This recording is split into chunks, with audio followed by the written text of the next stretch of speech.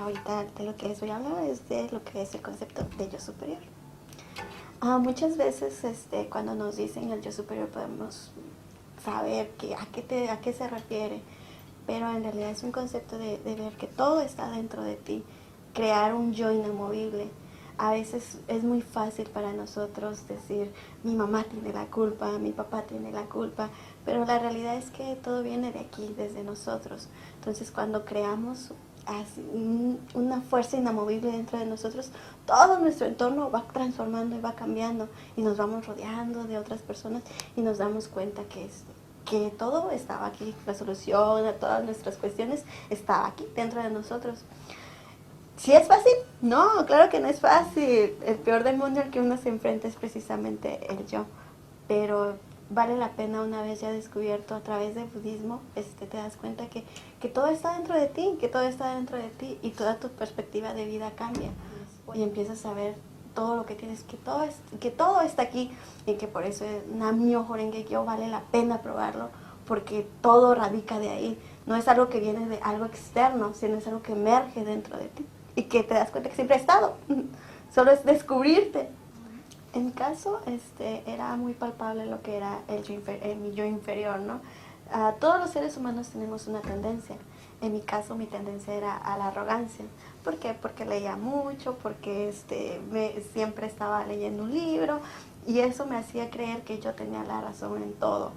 Pero ¿qué pasa cuando me doy cuenta que no tenía otro tema de conversación que no fuera solamente los libros y que todo se quedaba en la teoría?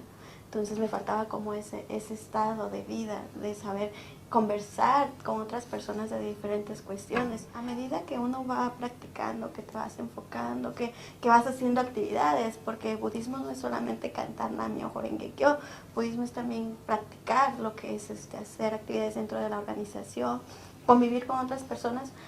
Entonces te vas dando cuenta que te falta ese sentido de humanidad.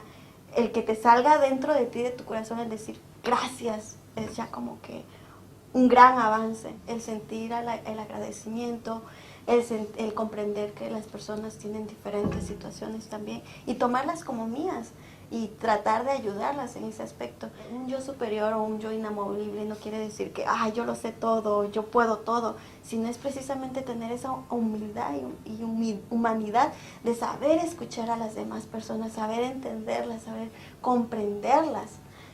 Y adoptar esos problemas como tuyos y tratar de enfocarlos a que puedan resolverlos. Que si tú pudiste superar eso, también ellos pueden hacerlo. A final de cuentas, lo importante es que todos queremos ser felices y cuando eres feliz, quieres que los demás sean felices. ¿Qué sucede cuando añoramos lo que es una casa y no la tenemos? Pero ¿qué es lo que el budismo nos da? Y te dice, tienes que ser fuerte, lo único que debes de tener es esa perseverancia. Quizás lo que pasa es que no estás valorando la casa en la que estás viviendo y estás perdiendo ese momento especial.